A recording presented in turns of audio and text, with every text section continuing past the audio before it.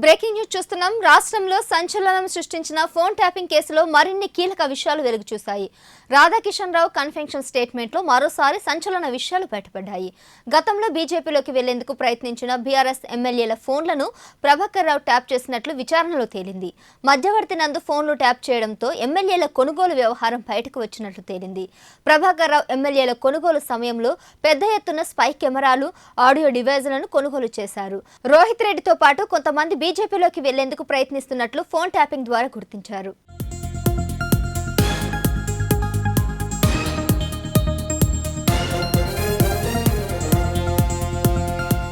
ఎమ్మెల్యేల కొనుగోలు కేసులో బీజేపీ కీలక నేత బిఎల్ సంతోష్ అరెస్టుకు ప్రయత్నించినట్లు రాధాకిషన్ రావు వాంగ్మూలంలో వెల్లడించారు.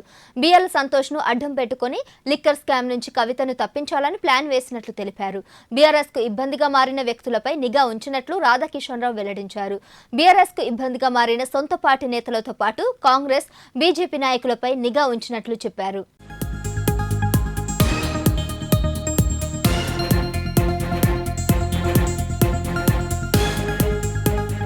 ఈ బ్రేకింగ్ కి సంబంధించి మరింత సమాచారం మా ప్రతినిధి బాబురావు అందిస్తారు. బాబురావు, చెప్పండి, ఫోన్ ట్యాపింగ్ కేసులో రాధాకిషన్ రావు వాంగ్మూలంలోని విషయాలపై ఫుల్ డీటెయిల్స్ ఇవ్వండి. సహస్ర ఫోన్ ట్యాపింగ్ వ్యవహారం అనేది తెలంగాణ రాష్ట్రంలో ఒక అతిపెద్ద సంచలనమైనటువంటి విషయంగా మనం చూసాం. దీనికి సంబంధించి గతంలో అధికారంలో ఉన్నటువంటి బీఆర్ఎస్ పార్టీ, కేసీఆర్, హరీష్ రావు, కేటీఆర్ల కన్సర్న్లోనే ఈ ఫోన్ ట్యాపింగ్ వ్యవహారం జరిగిందనేది ఇక్కడ కాంగ్రెస్ పార్టీ అధికారంలోకి వచ్చిన తర్వాత కనిపెట్టడం జరిగింది. ఆ తర్వాత దీనికి సంబంధించినటువంటి కేసులో దర్యాప్తు చాలా వేగంగా నిర్వహించారు. ఆ కేసులో భాగంగా మొట్టమొదట ప్రణీత్ రావుని అరెస్ట్ చేయడం జరిగింది. ఆయన దగ్గర నుంచి చాలా కన్ఫెషన్ స్టేట్మెంట్స్ తీసుకున్నారు. ఆ ఫోన్ ట్యాపింగ్ వ్యవహారానికి సంబంధించినటువంటి డేటా మొత్తం ధ్వంసం చేశారని చెప్పేసి మొదట్లో గుర్తించారు. ఆ తర్వాత డీసీపీ రాధాకిషన్ రావుని అదుపులోకి తీసుకున్న తర్వాత ఆయనే స్వయంగా కన్ఫెషన్స్లో అనేక విషయాలు వెల్లడించడం, ఇవన్నీ ప్రతిసారి సంచలనంగా మారడం అనేది మనం చూస్తూనే ఉన్నాం. ఇవి ఏదైతే ఈ ఫోన్ ట్యాపింగ్ విషయం ఉందో దీనికి సంబంధించి చూసుకున్నట్లయితే ప్రధానంగా ఆ రోజు ఉన్నటువంటి బీఆర్ఎస్ పార్టీ అధికారంలో ఉన్నప్పుడు ఆ పార్టీకి వ్యతిరేకంగా కానీ, ఆ పార్టీకి అనుకూలంగా కానీ, లేదా ఆ పార్టీ మీద బురద జల్లేలాగా వ్యవహరించేవాళ్ళు, లేదా అలాగే ప్రతిపక్షాలు ఉన్నటువంటి పార్టీలు, ఇతర పక్షాలు ఉన్నటువంటి పార్టీల చెందినటువంటి నాయకులపైన, ప్రధాన నాయకులపైన, వాళ్ళ అనుచరులపైన ఎక్కువగా నిఘా ఉంచినట్టుగా తాజాగా డీసీపీ రాధాకిషన్ రావు వెల్లడించిన విషయాలు చూస్తే కనుక కొంతవరకు ఒక షాకింగ్గానే ఉన్నాయి, సర్ప్రైజింగ్గా ఉన్నాయి.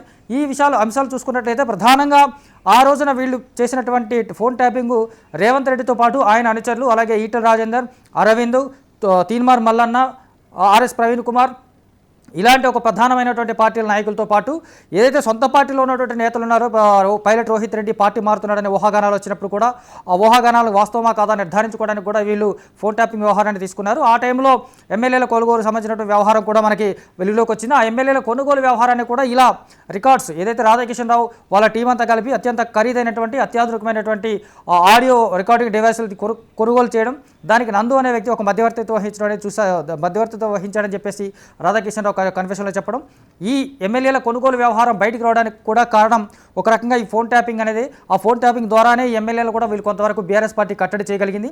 అలాగే దీంట్లో కీలకంగా ఉన్నటువంటి బీజేపీ నేత బిఎల్ సంతోష్ని అరెస్ట్ చేయించడం ద్వారా ఢిల్లీ లిక్కర్ స్కామ్ నుంచి కవితను బయటపడేసేందుకు కేసీఆర్ ఒక ఎత్తుగడ వేసినట్టుగా చూసాం. కాకపోతే ఆ ఎత్తుగడ విఫలమైనందుకు బిఎల్ సంతోష్ని అరెస్ట్ చేయలేకపోయినందుకు గాను అప్పుడు ఆయన పోలీస్ డిపార్ట్మెంట్ మీద కొంత ఆగ్రహం కూడా వ్యక్తం చేశాడని ఈ డీసీపీ రాధాకిషన్ రావు కన్ఫెషన్లో పేర్కొనడం జరిగింది.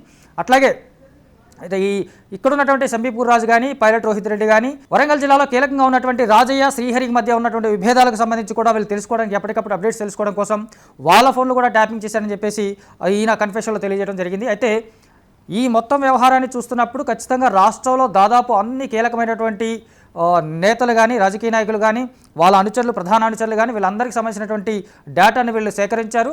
ఆ సేకరించిన డేటాని ఎక్కడ పెట్టారో వాళ్ళు కొంత ధ్వంసం చేసినప్పుడు కూడా మిగిలిపోయి ఉంటుంది. అయితే ఫోన్ ట్యాపింగ్ జరుగుతుందన్న విషయాన్ని గుర్తించినటువంటి కొంతమంది నేతలు కావచ్చు, నాయకులు కావచ్చు, కొంతమంది జర్నలిస్టులు కావచ్చు, వీళ్ళంతా వాట్సాప్ ద్వారాను, స్నాప్చాట్ ద్వారాను మాట్లాడుకోవడం జరిగింది. దానికి సంబంధించినటువంటి వివరాలను కూడా వీళ్ళు తీసుకునే ప్రయత్నం చేశారని చెప్పేసి రాధాకిషన్ రావు చెప్పాడు. అలాగే హరీష్ రావు చెప్పడం ద్వారానే ఒక మీడియా సంస్థకు చెందినటువంటి ఒక యజమాని నేరుగా పోలీస్ డిపార్ట్మెంట్తో టచ్లో ఉంటూ ఆ ఫోన్ ట్యాపింగ్కి సంబంధించినటువంటి వ్యవహారాన్ని ఎప్పటికప్పుడు మానిటర్ చేశారని చెప్పేసి కూడా రాధాకిషన్ రావు తన కన్ఫెషన్లో చెప్పడం జరిగింది. చూస్తుంటే ఈ కేసుకు సంబంధించినటువంటి మరిన్ని సంచలనమైనటువంటి విషయాలు త్వరలోనే రాబోతున్నాయి. చాలా ప్రస్తుతం ప్రతిపక్షంలో ఉన్నటువంటి బీఆర్ఎస్ పార్టీకి సంబంధించినటువంటి చాలా కీలకమైన నేతలకు సంబంధించినటువంటి ఇందులో ఇన్వాల్వ్మెంట్ ఉన్నట్టుగా పోలీసులు గుర్తించేదానికోసం ప్రయత్నం చేస్తున్నారు. అందులో భాగంగానే దర్యాప్తు కూడా కొనసాగుతోంది. ఈ దర్యాప్తులో భాగంగా తీసుకుంటున్నటువంటి చర్యలు కానీ, దర్యాప్తు ద్వారా వెల్లడిస్తున్నటువంటి విషయాలు కానీ దాదాపుగా సంచలనాత్మకంగానే కనిపిస్తూ ఉన్నాయి.